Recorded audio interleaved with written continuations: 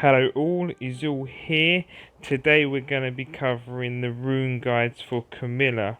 We're going to cover early guide, we're going to cover mid guide, we're going to cover the late game guide. So if you've just pulled this card out from a legendary summon, or you're in a losing streak and you want to switch things up, this is the place to be. Let's move on to the early game.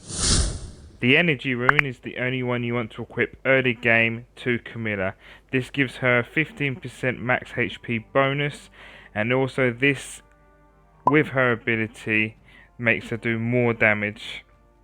And if you're lucky enough, you will get the green stone, which gives her an extra 15% max HP, making her do much more damage.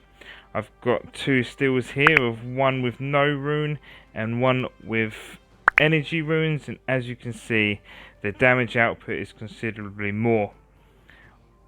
On to mid game. Right, now into mid game, we've unlocked the majority of the runes. We want to change over to the blade rune, which gives us 20% extra crit. However, before we want to commit to this, we want to make sure that we got the blade runes with good HP substats, so we don't get rid of the damage that we deal from changing over. Now also at this midpoint, if we manage to get the purple stone, which gives us 20% extra damage, you want to equip that because that will help. And now I'll show you a quick picture of how good the extra crit rate would be and the damage that is done. And also with crit rate as well, you want to probably be looking between the 60 and the 70% mark for it to land good consistently. Okay, on to the late game. On to late game then, we've unlocked all of the runes. Now we want to equip the destroy rune. However, before equipping it, again like last time, we need to make sure we have HP substats and crit rate substats on there to make sure that we still do a ton of damage. I'll do a quick picture up here to what I mean what the destroy rune does, and you can see on the picture they've got enemies who've got red bars on them, which meaning they can only heal up to the red bar, not past it.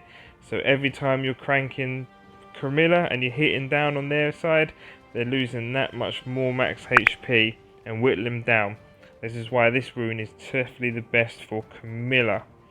I just want to do an honourable mention as well though, with Camilla it is definitely helpful to have Chloe as a companion, because as Camilla's last part of her ability, if she is invulnerable, she will ignore defense, and then with her HP and a crit rate, she does massive damage.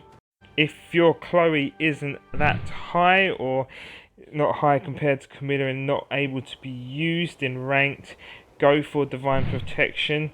If it's high enough, you can get at least 2 Camillas off within one divine protection if you have a backline at end game, which is also very helpful for making sure you do massive damage at the end of the game, because again she will ignore that defense because she's invulnerable.